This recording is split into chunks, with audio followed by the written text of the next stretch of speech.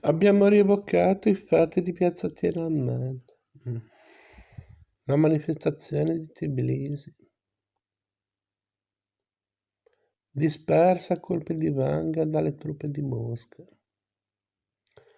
l'assalto all'attore della televisione di Vilnius, intanto che noi leggevamo Salamov e Platonov, ha detto mio marito, stava maturando la guerra civile.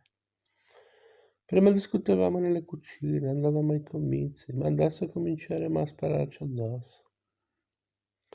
Ce lo sentivamo tutti, che era imminente la catastrofe. Tenevamo la radio sempre accesa.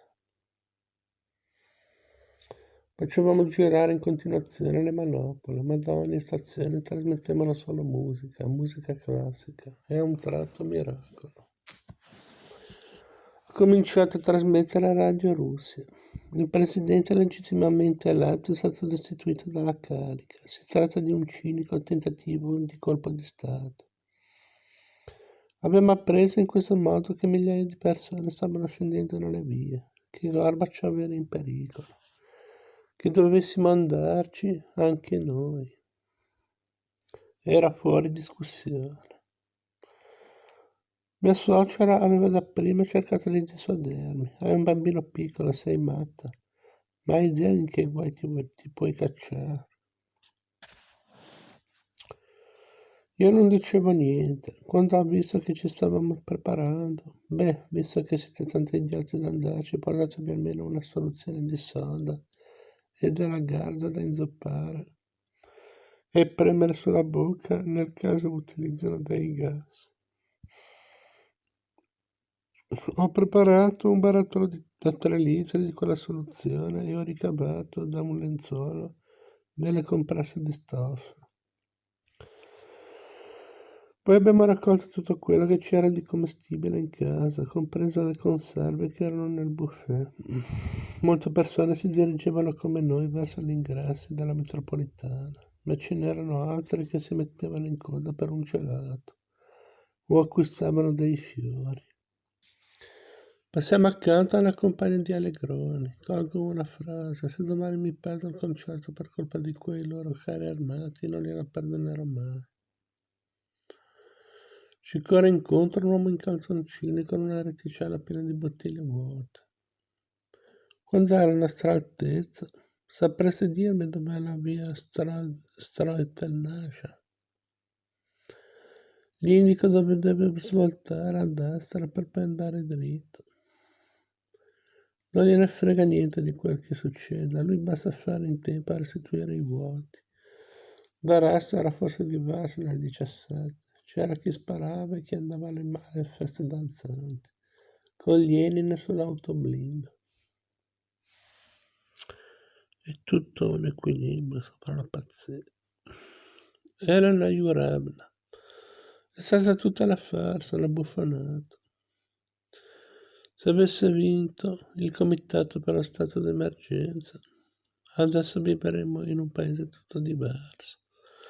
Se Gorbaciov avesse avuto un po' più di coraggio, adesso non pagherebbero la gente in pneumatici e bambole o in confezioni di shampoo. Se la fabbrica di chiodi paga gli operai in chiodi, un saponificio in sapone, non mi stanco di ripeterlo, guardate i cinesi.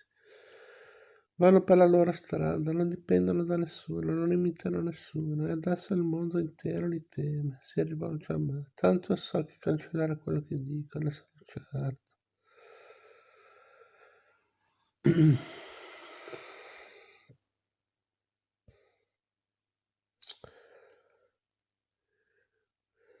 Io le prometto che ci saranno entrambi i loro racconti. Ci tengo a essere uno storico appassionato e non uno storico che inalbera una fiaccola accesa. Giudicherà l'avvenire. Il tempo rimette ogni cosa al suo posto, ma non quello prossimo, quello più lontano.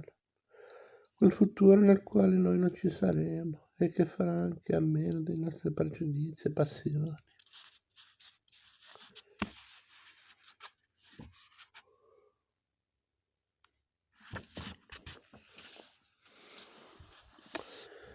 Ana Illicina. Certo, su quei giorni ci si può anche scherzare, trattare da operetta, buttare ogni cosa in burla e anche di moda. Ma allora era tutto molto serio, onesto, tutto autentico, anche tutti noi eravamo autentici. Persone disarmate di fronte ai carri armati e pronti a morire, io ero su queste barricate. E ho visto questa gente venuta da ogni parte del paese, certe vecchiette moscovite, fragili e trepide. Portavano polpettine, patate calde, a volte in asciugamani, rifocillavano tutti indistintamente, anche i carristi. Ma non certo ragazzi, però non sparate, davvero sparerete.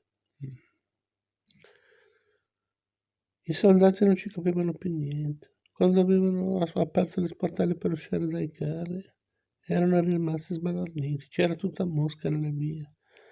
Le ragazze si arrampicavano sui blindaggi. Li abbracciavano, li baciavano. Davano loro dei panini dolci. Delle madri di soldati che avevano perso i loro figli in Afghanistan piangevano. I nostri figli sono morti in terra straniera, ma voi siete venuti qui a farvi ammazzare nel vostro paese. A un maggiore, quando si è visto circondato dalle donne, hanno ceduto i nervi e ha cominciato a urlare. Sono un padre anch'io e non sparerò, ve lo giuro, non spareremo. Non contro il nostro popolo. C'erano stati episodi di ogni genere, buffi e anche commoventi, da far piangere.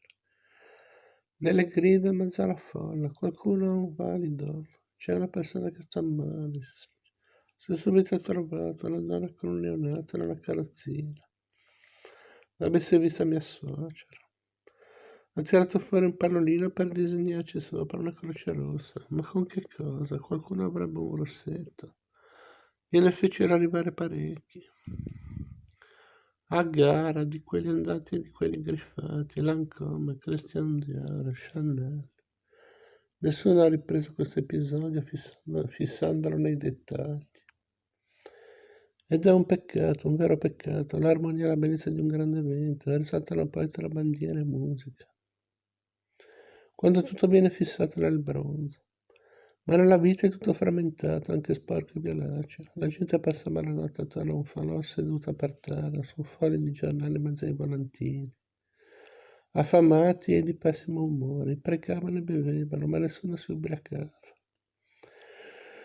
Qualcuno aveva portato del formaggio, del salame, del pane, del caffè da distribuire. A quel che ho sentito era gente delle cooperative, del mondo degli affari. Una volta ho persino visto di sfuggita 2 o 3 barattoli di caviale rosso, prima che se lo intascasse qualcuno. Anche le sigarette venivano distribuite gratuitamente.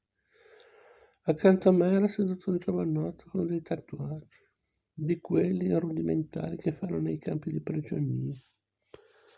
Una tigre, rocchettari, punk, studenti con le chitarre e professori. Eravamo tutti assieme, il popolo, il mio popolo. Ci ho incontrato degli amici dell'istituto che non vedevo da 15 anni e più. Uno si era stabilito a Vologda, un altro a Yaroslav,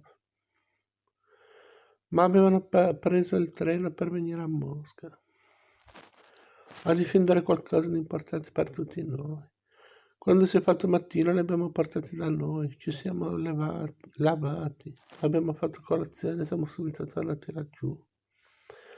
All'uscita del metro ci distribuivano pezzi di tondine e cubetti di pietra. Il selciato è l'arma del proletariato, e scherzavamo.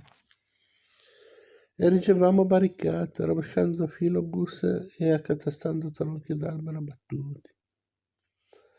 Era già stata approntata una tribuna sulla quale erano appese 2 scritte: no alla giunta, il popolo non è fango e che si possa calpestare.